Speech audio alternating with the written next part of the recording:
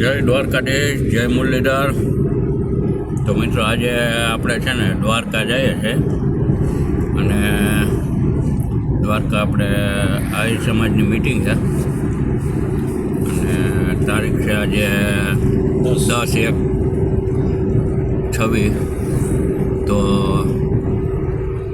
દ્વારકા જઈને ત્યાં તમને બધો મિટિંગનો માહોલ બધું બતાવીશ। આગળ આપણા વિડીયોમાં બધા જોડાઈ રહેજો અને ત્યાં હું મંત્રણા થાય એ બધું આગળ બતાવીશ। આપણે સમાજ ભેગો થાય એટલે જાય છે મિટિંગમાં, તો આગળ હું તમને બતાવું। આ ઉંમરે તમે ક્યાં જશો? ભગવાન કૃષ્ણ કેટલું દુઃખ થયું છે વિચાર તો કરો। એને મથુરાની જેલમાંથી જીવનની યાત્રા શરૂ કરતા આ દ્વારકા સુધી આવ્યા અને દ્વારકામાં પૂરી નથી, ઠેક પ્રભાર ક્ષેત્રમાં શરીર છોડવા જવું પડ્યું। તો આપણો કઈ ત્રાસ ઓછો તો નહીં હોય।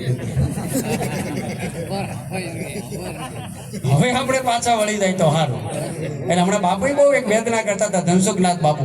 જેટલા આયરો આવે ને બધા રામ રામ કરે, પણ અમે તમારો વેવાય નથી ને થવાના નથી, તમે પ્રણામ કરો। રામ રામ કરવા અમારી પાસે નથી, અમારે તમને આશીર્વાદ આપવાના છે ને તમારે લેવાના છે। હજી આ પ્રથા જ આપણે ભૂલતા નથી કે સાધુને આપણે કેવી રીતે પ્રણામ કરવા જોઈએ, સાધુ પાસે કેમ જવું જોઈએ। આ દુર્વાસાએ આ શ્રાપ આપ્યો હું કામ? આ વિનય અને વિવેક ગયો એટલે આપ્યો છે, યાદ રાખજો। ક્યાંક વિવેક ભૂલ્યા છે આપણે, અને વિવેક ક્યારે બોલાય? જ્યારે કે આપણામાં ઉન્નતતા આવે ત્યારે। અને કૃષ્ણને ઉદ્ધવ કહે છે તમે ક્યાં જાઓ છો? તમારી ઉંમર તો જો 125 વર્ષની તમારી ઉંમર છે, વૃદ્ધાવસ્થા છે। કૃષ્ણે બહુ સારી વાત કરી છે કે જ્યાં જગ્યાએ હું રહું છું, જ્યાં હું સન્માનપૂર્વક જીવો છું, ત્યાં અપમાનપૂર્વક મરવા કરતા ક્ષેત્ર છોડી દેવું જોઈએ। આ કૃષ્ણના શબ્દો છે, મારા નથી। જ્યાં હું સન્માનપૂર્વક જીવો છો ત્યાં અપમાનપૂર્વક મરવા કરતા ક્ષેત્ર મારે છોડી જવું। મરનો ભલો વિદેશ કહો જહાના અપનો કોઈ, માટી ખાવે જનાવરાના આનંદ મંગળ હોય। કે જે થાવું એ થશે, પણ હવાય રહેવાય નહીં। આ ચિંતન કરો, આ દુર્વાસાના શ્રાપમાંથી મુક્ત તમે થશો। આ ચિંતન તમારું આત્મસાત થશે ત્યારે મારું બોલી લેવું, આ યજ્ઞ થઈ જવો, આ કથા થઈ જવી, આ વ્યવસ્થા થઈ જવી, બધું જ થશે। પણ જ્યાં સુધી તમે તમારા આત્મસાત નહીં કરો ત્યાં સુધી તમે મુક્ત નહીં થયા, યાદ રાખી લેજો। મુક્ત તો તમારે જ થવું પડશે। ભગવાને કીધું અચિંતયંતો માએ જનામ પરુપાસતે તેષામ ભક્તા નિર્ભયુક્તાનામ યોગક્ષેમમ વહામ્યમ। આ ચિંતન તારે કરવાનું છે। આ કૃષ્ણના શબ્દો છે, ભગવદ્ ગીતાના શબ્દો છે। મમય વાંસો જીવ લોકે જીવભૂત સનાતનમ મન સંસ્થાની ઇન્દ્રાણી પ્રકૃતિ સ્થાની કરશતી। આ તારે જ કરવાનો છે અને તું જ કરી શકીશ। જો તમે કૃષ્ણના સીધી લીટીના વારસદાર ગણાવતા હો તો તમે નક્કી કરી લો કે આ તમારે કરવું જોઈએ। આપણે ત્યાં એક હિન્દુ પ્રથામાં એક પ્રથા છે કે તુલસી વિવાહ થઈ જાય પછી જ આપણે દીકરા દીકરીઓના લગ્ન કરતા હોય છે। તો એક બહુ સારું મુહૂર્ત છે, આપણને અનુકૂળ હોય, આપણા ગામમાં અનુકૂળ હોય તો વડીલો સાથે બેસી અને નક્કી કરે કે ભાઈ આ ગામમાં માંડો પિંડારા ગામ છે તો કેટલી દીકરીઓ છે, કે 5 દીકરીઓ છે, કે 2 દીકરા છે, તો આ કારતક સુદ એકાદશી આપણા બધા માટે અનુકૂળ છે। જો હોય તો એને યશ કરી અને મુહૂર્ત આપણે ફાઇનલ કરવું જોઈએ। આ વાતમાં સમર્થ હો તો દ્વારકાધીશની સાક્ષીમાં ઊંચો હાથ કરી એની વાતને ઉદન આપીએ। બધા હાથ ઊંચા થવા જોઈએ।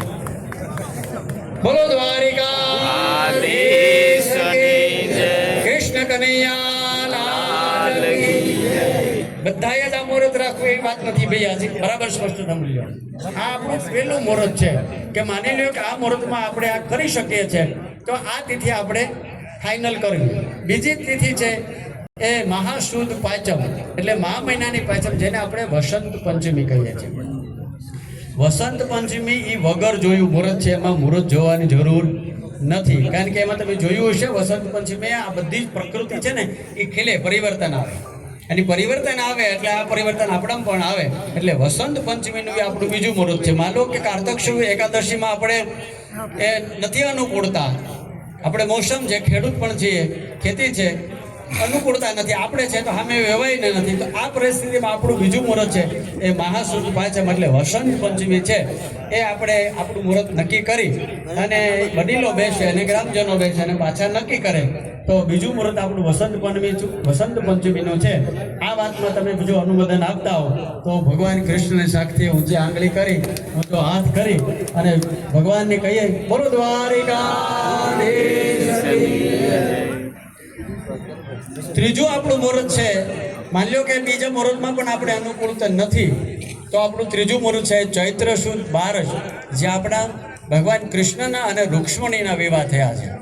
જે ભગવાન ઠાકર પોતે પરિણ્યા હોય એ મુહૂર્ત ક્યારેય કમુહૂર્ત હોઈ શકે નહીં. એ આપણું વગર જોયું મુહૂર્ત છે રૂક્ષ્મણી વિવાહ, એ ચૈત્ર સુદ 12નું છે. આ કાળ બધાને મળશે જ, એટલે જેથી તમને યાદ રહે. આ આપણું બીજું મુહૂર્ત છે. તો આ વાતમાં પણ તો જો તમે બધા સમર્થ હો તો ફરી પાછો હાથ ઊંચો કરી અને આપણે અનુમોદન આપીએ બોલો દ્વારિકાધીશ કી જય. ચોથું મુહૂર્ત છે વૈશાખ સુદ 30, જેને અખાત્રીજ દેશી ભાષામાં કહે છે અને સંસ્કૃતમાં એને અક્ષય તૃતીયા કહે છે. અક્ષય તૃતીયા જેટલે એનો અક્ષય એટલે જે અખંડ છે, જે ખંડિત નથી, એ અક્ષય છે. જેનો ક્ષય ન થાય એનું નામ અક્ષય. આ અક્ષય મુહૂર્તમાં જે કોઈ નવદંપતિ વિવાહ સંસ્કારથી જોડાય તો એ હંમેશા માટે અખંડ રહે, આવી એક ભાવના સાથે આપણા ઋષિએ આ મુહૂર્ત આપણને આપ્યું છે. અને વગર જોયું મુહૂર્ત છે વૈશાખ સુદ 30 એટલે અખાત્રીજ, અક્ષય તૃતીયા. એટલે આ ચોથું મુહૂર્ત છે. વર્ષમાં આપણે આ 4 મુહૂર્ત લીધા છે. જે મુહૂર્તમાં આપણને અનુકૂળતા આવે 4માંથી એ મુહૂર્તે આપણે લગ્ન કરી, પણ આ 4થી 12 ન જઈએ એનું ચિંતન પણ કરવું જોઈએ. આ 4 જે તિથિ છે એમાં પેલી કારતક સુદ 11, મહાસુદ પાયસમ એટલે વસંત પંચમી, ચૈત્ર સુદ 12 એટલે કૃષ્ણ વિવાહ અને વૈશાખ સુદ 30 એટલે અખાત્રીજ.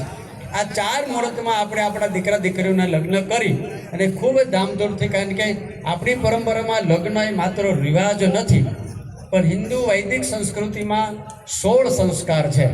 આ 16 સંસ્કારનો એક સંસ્કાર એટલે વિવાહ સંસ્કાર. આ આપણો સંસ્કાર છે. આ સંસ્કારને ધામધૂમથી અને ખૂબ આનંદથી ઉજવવા માટે આપણે આ 4 મુહૂર્ત લીધા છે. એટલે વૈશાખ સુધી અખાત્રીજ છે. આ મુહૂર્ત પણ આપણા માટે બરાબર છે. એટલે આ બરાબર યાદ રાખી અને આ 4 જે મુહૂર્ત છે, આજથી આપણે જે નવું આખું એક સોપાન તૈયાર કરી રહ્યા છે, સમસ્ત આહિર સમાજ આનું વધારે અનુકરણ કરે, આનું સારું રિઝલ્ટ આવે. અને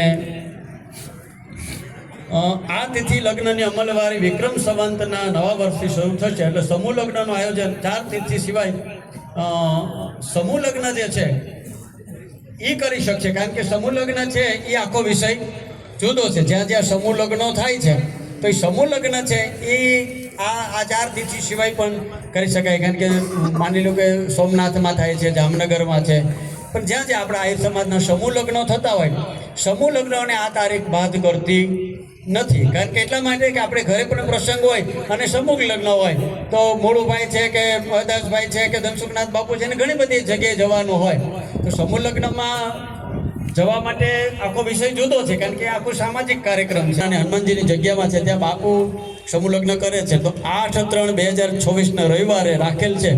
તો કોઈ દીકરા કે દીકરીનું નામ લખાવું હોય તો બાપુ અહીંયા છે, જેની જે વ્યવસ્થા છે એમને મળી લેજો. તો ત્યાં પણ સમૂહ લગ્નનું આયોજન બાપુ સરસ રીતે કામ કરે છે. સંસાર છોડ્યા પછી પણ સંસારીની ચિંતા કરે એનું નામ સાધુ. સંસાર છોડ્યા પછી પણ સંસારીની ચિંતા કરે એનું નામ સાધુ. એટલે એ ચિંતા કરી છે. એટલે વિશેષ મારે તમને કંઈ કહેવાનું નથી. ભગવાન મુરલીધરની સાક્ષીમાં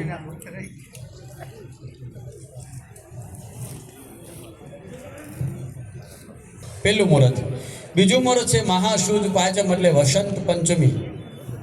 ત્રીજું મુહૂર્ત છે ચૈત્ર સુદ 12 એટલે કૃષ્ણ અને લક્ષ્મણીનો વિવાહ. અને ચોથું મુહૂર્ત છે વૈશાખ સુદ 30 એટલે અખાત્રીજ. આ 4 મુહૂર્ત એ આપણના દરેક ગામડાના આહિર સમાજને બાધિત છે. ભગવાન કૃષ્ણ મુરલીધર મહારાજની સાક્ષીમાં અને ધજાની સાક્ષીમાં આપણે ઊંચો હાથ કરે અનુદાન આપ્યો છે. વધારે અનુકરણ કરે, વધારે પ્રેક્ટિકલ થાય અને આપણે આ વાતમાં બધાને લઈ જઈએ. એના માટે વડીલો, આપણા સમાજના આગેવાનો, સંતો આ બધા જ પૂરતા પ્રયત્ન કેવડિયા તરફથી મળેલ છે. ત્યારબાદ આપણા મુળભાઈ પણ 2,51,000 રૂપિયાની જાહેરાત કરી અને આપણા 25 લાખ રૂપિયા દાનાભાઈ ગુજિયા એના પરિવાર તરફથી પણ જાહેરાત કરી. પણ એમનો આપણે હૃદયથી આભાર માની ખૂબ તાળીઓથી ગડગડાટથી વધાવશું. બેનને આવકારે છે. તાળીઓના ગડગડાટથી એકવાર આપણે બેનને વધાવીએ.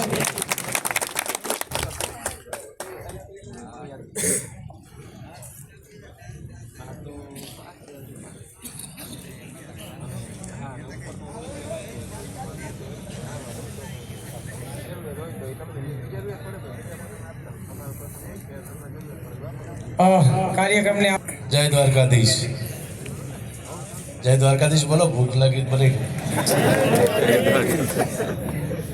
આજના આપણી આ મિટિંગમાં ઉપસ્થિત આપણા વંદનીય સંતો, પરમ આદરણીય અને મિત્રો આવ્યા છે હવે દ્વારકાના ધજાના દર્શન કરવા, કેમ કે અંદર આ સમયની અંદર મંદિર બંધ છે.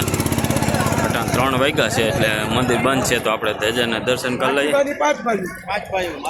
અને પછી અહીંથી નીકળશું.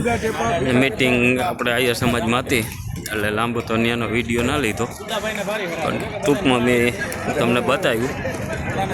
અને એ સમાજમાં કઈ રીતનું બધું આગળ વધવું એ માટેની મીટિંગ હતી. તો હવે લગ્ન પ્રસંગમાં નાન તેન બધા કાયદા થઈ ગયા છે કે વર્ષની અંદર 3 દિવસમાં લગ્ન કરી લેવા. એમાં બધું વિડીયામાં મેં તમને આપ્યું છે. તો આ વિડીયો હું અહીંયા પૂરો કરું. જોઈ લો મિત્રો, દ્વારકાધીશને દર્શન કરી લો અને જય દ્વારકાધીશ બોલી નાખો કોમેન્ટમાં. જય દ્વારકાધીશ, જય મુરલીધર. લાઈક શેર સબસ્ક્રાઈબ કરવાનું ભૂલતા નહીં મિત્રો.